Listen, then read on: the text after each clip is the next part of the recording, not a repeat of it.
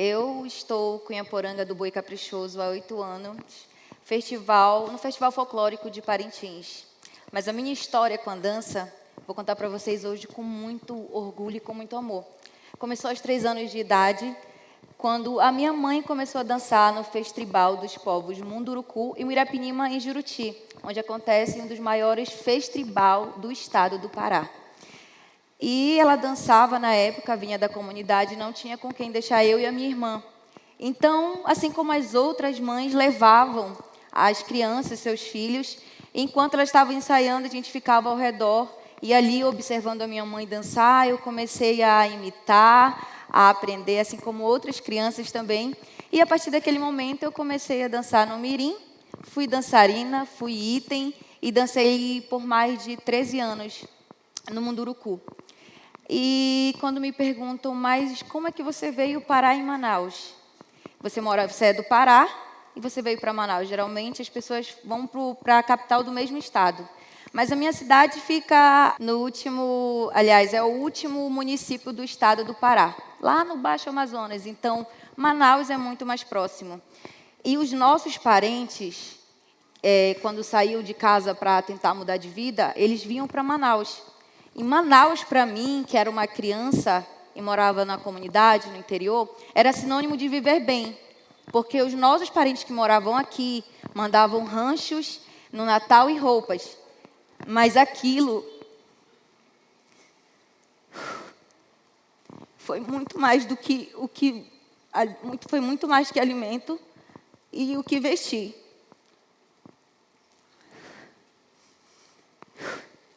Ali eu decidi mudar de vida.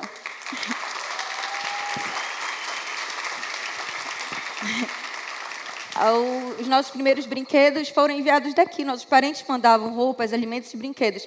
E eles não têm ideia que aquilo foi mais que alimento, foi mais do que vestir, foi esperança. Até eu vim para Manaus, eu fazia farinha no interior com a minha família, e estudava e dançava. E eu não posso romantizar que fazer farinha, na época, era o único sustento da nossa família. É um trabalho que leva muito mais de você. Então, quando o meu pai e minha mãe, à noite, chegavam cansados, eles falavam assim, olha, não é essa vida que eu quero para vocês. Só que nem eles sabiam um caminho para me tirar dali. Então, o meu instinto de sobrevivência, o meu instinto de querer mudar de vida, aflorou desde muito cedo. Eu trabalhei desde muito criança na roça, e vendo a minha mãe passar dificuldade, meu pai também. Então, eu determinei dentro de mim, eu vou para Manaus, eu quero estudar, eu vou trabalhar e mudar de vida. E todas as dificuldades que eu passei em Manaus quando cheguei, ingênua do interior, eu não sabia andar de ônibus, e às vezes eu queria me virar e não conseguia. Nenhuma dificuldade foi maior do que eles passavam lá. No momento que a gente ia para a roça cedo, acordava de madrugada para torrar farinha. Então, quando eu vim para cá, a dança continuou na minha vida. E eu fiz um pacto comigo mesmo. Como é que eu vou suportar isso aqui? Eu estudava, trabalhava e eu ensaiava. De noite, eu entrei para o CDC, Corpo de Dança Caprichoso, a convite da coordenadora da época, que é até hoje. E comecei a ser o meu gancho. A arte sempre foi o meu gancho de vida. Eu sabia que o estudo me daria dignidade para chegar nos lugares, para conversar, além de toda a minha experiência, de toda a minha vivência. E continuei dançando, era o meu refúgio, era a minha força, e nunca me entreguei. Nunca nem pensei em voltar para a vida que nós tínhamos. A minha tendência sempre foi querer mudar a minha vida e a vida dos meus pais, consequentemente. E a grande virada de chave da minha vida foi quando eu recebi o convite para fazer o teste para ser Cunhaporanga, numa fase muito difícil da minha vida. E eu vou falar aqui para vocês que o Boi Caprichoso, ele foi e é a mudança da minha vida e da minha família também. E o senso político, o senso de pertencimento, o senso de lutar por aquilo que você acredita, a arte te dá. A arte, para ser arte, ela tem que ter o papel social. E ela, por si só, ela já cutuca, ela traz esse questionamento.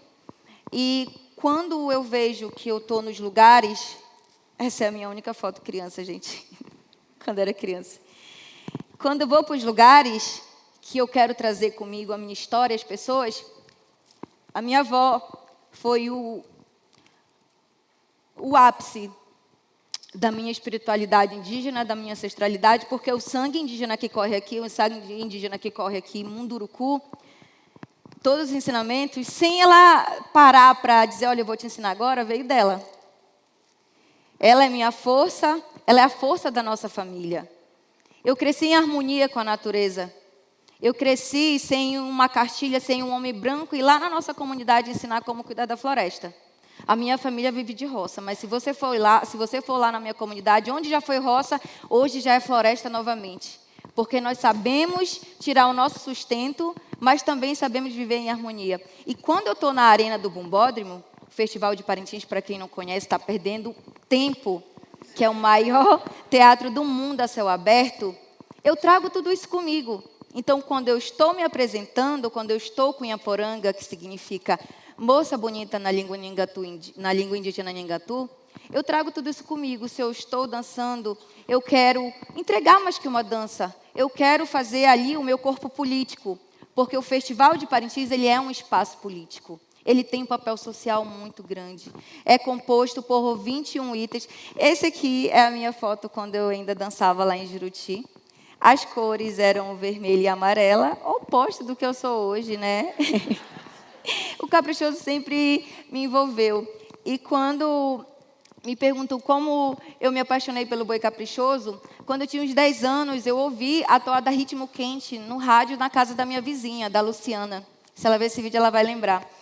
E eu não conhecia o festival, eu era criança, mas aquele ritmo foi tão convidativo, foi tão apaixonante, que mesmo sem eu saber coreografia, eu senti vontade de dançar. E eu falei, Luciana, tu me ensina essa? Aí ela virou para mim e falou assim, mas essa todo mundo sabe dançar. Eu falei, então me ensina agora. Ela me ensinou Ritmo Quente e falou que era sucesso, que é até hoje, né? Muita gente conhece a toada Ritmo Quente. Toada é o nome do nosso estilo, do nosso gênero musical no Festival de Parintins. E ali começou o meu amor pelo boi caprichoso. Já quando eu vim para Manaus, fui correndo atrás dos eventos para participar. E assim que eu fui vista dançando as coreografias e entrei para o boi caprichoso. Foi tudo muito uma conexão. Eu acho que o destino ele me faz passar por situações, e se eu passar, eu posso ir para a próxima fase. Eu comecei no Festival de Juruti e estou hoje no Festival de Parintins, que é um dos maiores, se não o maior do mundo, culturalmente. E o Festival de Parintins é a disputa que acontece entre o meu boi caprichoso e o boi garantido. Geralmente a gente não fala o nome, a gente chama de contrário, mas hoje, em respeito ao nosso festival, a grandiosidade, o boi garantido também disputa na arena. Acontece no último final de semana de junho. São 3 noites de disputa no festival, dentro da arena, que é o Bumbódromo. Eu sei que muita gente está familiarizado com isso, mas tem muita gente nos assistindo que não sabe. Então, é composto por itens individuais e coletivos. O meu item é um item individual, o item número 9, Cunhaporanga. E aqui tem alguns que eu vou ressaltar. O apresentador, ele é o anfitrião da festa, ele é que rege o espetáculo, ele que conta a história que está acontecendo na arena para os jurados e para quem está assistindo e para a nossa galera também. O item 2, levantador de toadas, é o que dá vida às nossas toadas, é o que dá voz. O intérprete. Ritual indígena é a figura artística que acontece na arena com as nossas alegorias, com as artes cênicas. Toada, letra e música. Cada noite, o festival, cada boi apresenta um contexto. Nesse contexto, uma toada entra na disputa. E a toada, letra e música, ela tem que estar inserida totalmente com o contexto. Ela tem que estar dentro da história que está sendo contada naquela noite. E cada noite tem uma toada, letra e música. Pajé é o personagem do curandeiro, do xamã, o sacerdote indígena. Os povos indígenas, o Festival de Parintins passou por uma transição. Antes eram chamados de outros nomes, hoje são os povos indígenas. São os grupos étnicos que compõem a arena com o grupo de narrativas da Amazônia brasileira. Os povos indígenas, como vocês podem ver na imagem. Tuxauas, o chefe dos povos. E aqui nós temos uma conquista muito grande. Gilvana Borari é a nossa Tuxaua que está aí.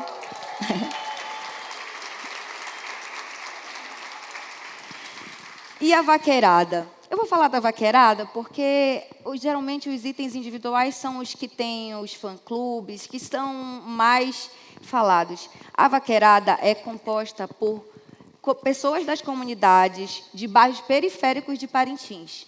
O ensaio deles é, geralmente, meia-noite, 1h da manhã. Por quê? Eles são pescadores, tricicleiros e estivadores. Então, eles chegam em casa, descansam, jantam, e é aí que eles vão para o ensaio. Vocês sabiam disso? Alguém sabia disso?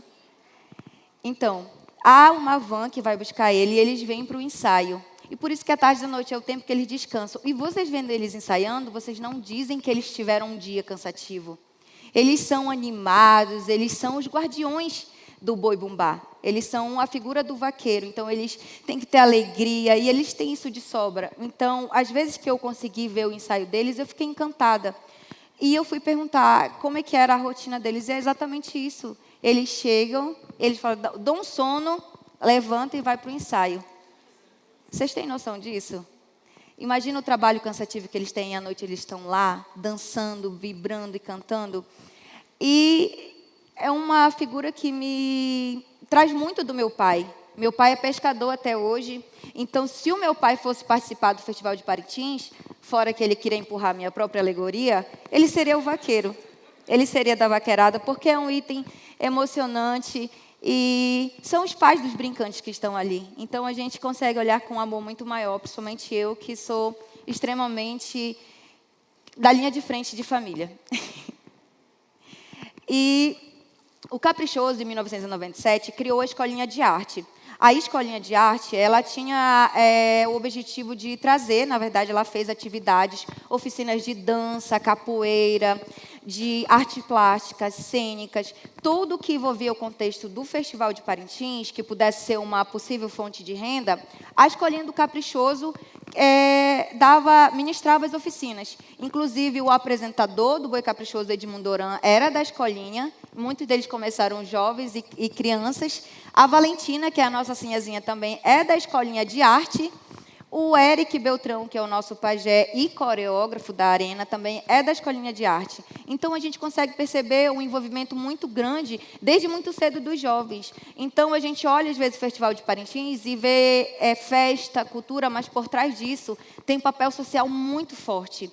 O envolvimento dos nossos grupos de bailarinos, galera organizadas e artistas, no geral, são jovens.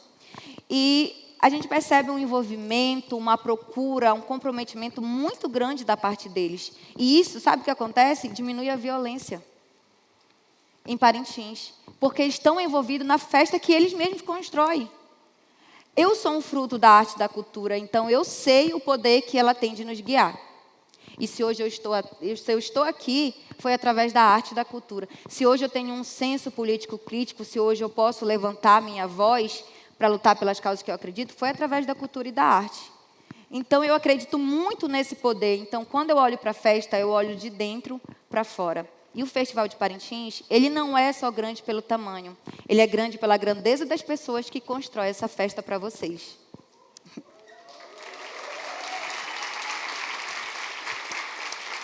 E uma mensagem importante, as nossas toadas sempre trouxeram uma mensagem de forma leve. A gente sempre conseguiu falar de política, cultura, intolerância, de uma forma leve, porque quando você chega com as pessoas já de uma forma direta, elas tendem a te recusar.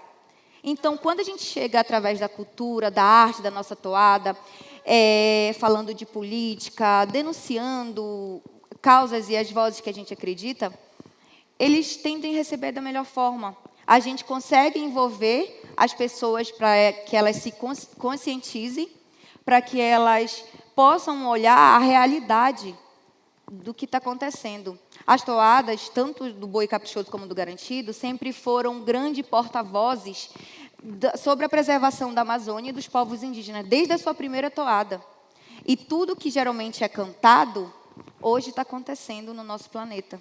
Está acontecendo com a gente. Gera algo que era uma premonição e hoje é cantada dentro da arena e acontece na realidade. Acontece fora dela também. Então, a toada sempre teve esse poder muito grande. Então, a gente pega isso, pega essa força, esse poder que o festival tem e leva além da arena, trazendo figuras importantes da nossa luta, dentro da arena e fora também, porque hoje o Festival de Parintins ele tem um espaço político muito forte. Ele não é mais só uma festa. Ele é luta, ele é resistência, ele acolhe. E o Festival de Parintins ele não é só o berço da criatividade por quem nasce lá. Ele é o berço da criatividade porque ele acolhe os artistas do norte do Brasil que geralmente são esquecidos.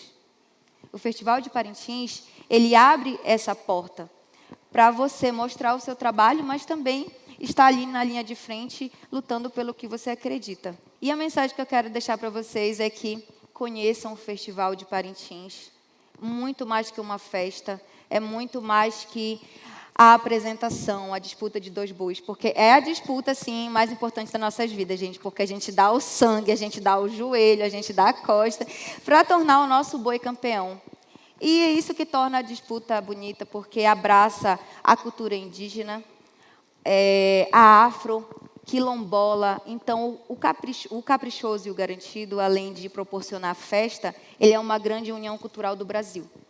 E das narrativas brasileiras também. Então, conheçam o Festival de Parintins, as culturas, que possam despertar em vocês também um olhar mais crítico, sem enxergar só a nossa festa, mas as pessoas que constroem os verdadeiros artistas do Festival de Parintins. Muito obrigada.